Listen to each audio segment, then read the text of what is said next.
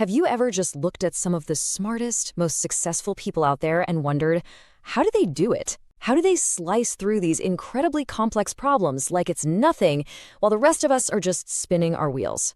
Well, it's usually not about having a higher IQ. It's about how they think. They've got a different kind of mental toolkit. And today, we are going to open that toolkit up and see what's inside. All right, let's kick things off with a story, and this is a classic. It's the perfect example of how a really smart, well-intentioned plan can go completely, spectacularly wrong. So this is what's famously known as the cobra effect. The logic seemed sound, right? You've got a cobra problem, you want fewer cobras, so you offer a bounty for every dead one you get. Simple. But here's what they missed: human nature. People are clever. Instead of just hunting more cobras, they started farming them. It became a side hustle. Then, of course, the government caught on and scrapped the program. And what did the farmers do? They just released all their now worthless snakes. The end result? More cobras than they started with. Wild, right? And that gets to the heart of it. The issue wasn't a lack of effort or bad intentions. The issue was a blind spot. It was a failure to see the bigger picture. They used just one tool, a simple financial incentive, to try and fix a complex problem. And the system, well, it pushed back in a way they never saw coming. It's a thinking trap, and it's one we all fall into. So the big question is, how do we avoid these kinds of traps? For that, we turn to our guide for today, the legendary investor and thinker Charlie Munger.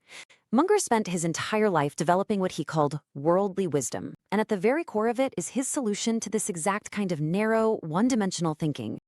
And here it is, Munger's big idea, the latticework of mental models. I love this metaphor.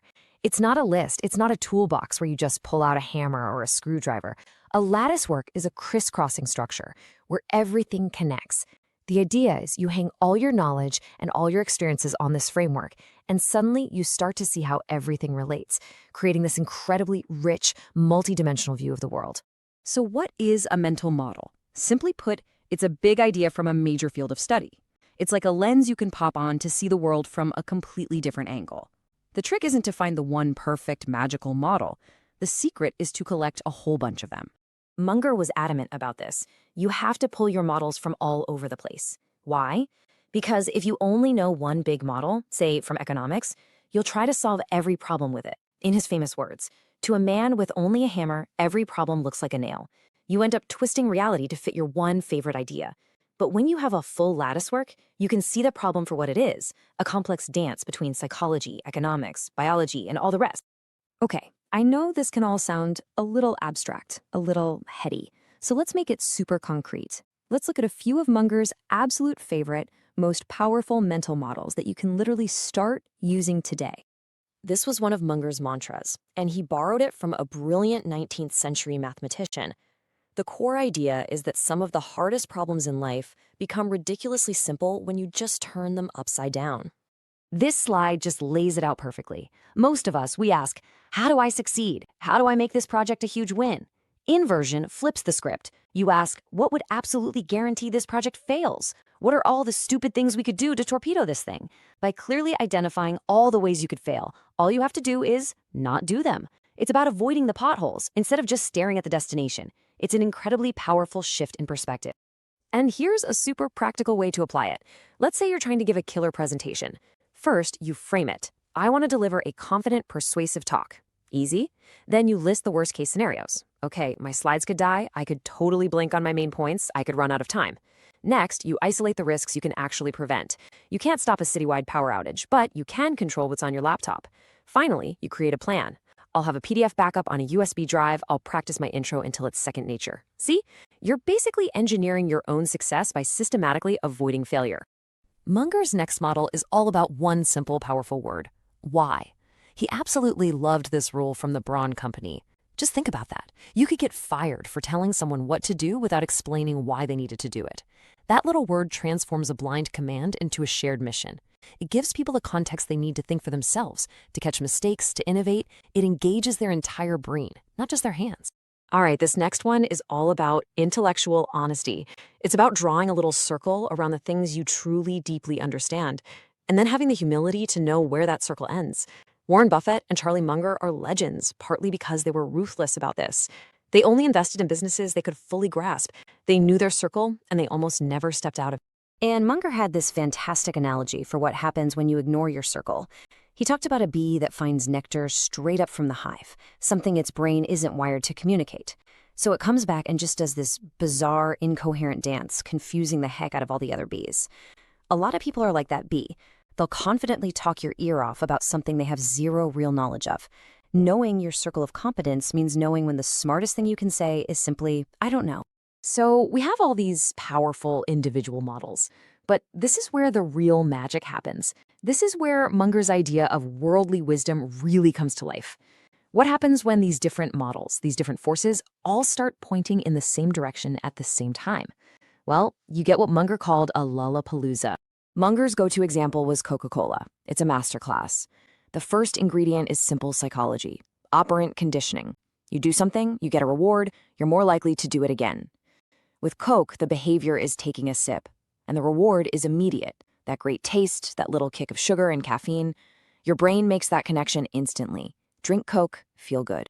But they didn't stop there. Next, they layered on Pavlovian conditioning. Think Pavlov's dogs drooling at the sound of a bell. It's all about association. Coca-Cola brilliantly, relentlessly, associated their red and white logo with every happy human emotion possible.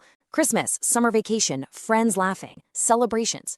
After a while, you don't even need the drink. Just seeing the logo is enough to trigger a little flicker of those positive feelings. And for the final ingredient, you add one of the most powerful forces in human nature, social proof.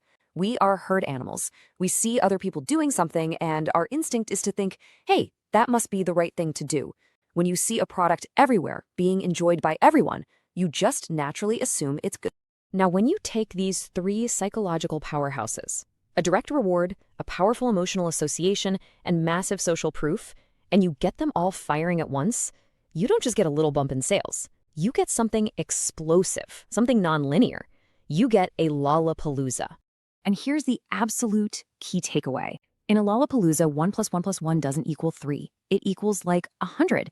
The forces don't add up, they multiply and amplify each other, creating this runaway freight train of an outcome. And it works on the downside too. Think of the 2008 financial crisis. You had psychological denial, crazy incentives for bankers, and social proof that housing prices can never go down.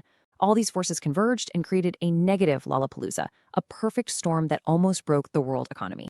Look, building a lattice work like this isn't something you do over a weekend. It's not about memorizing a checklist of biases. It's really a commitment. It's a commitment to a way of seeing the world and to a process of continuous learning for the rest of your life.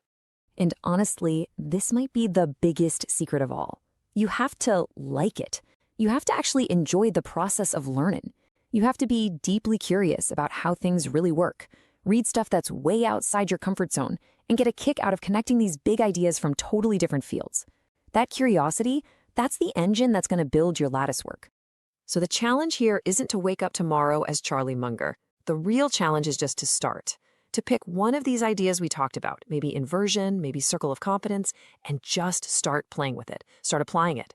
Because every new model you add doesn't just add one new tool, it makes your entire lattice work, your entire understanding of the world that much stronger. And that's how you start to build real worldly wisdom.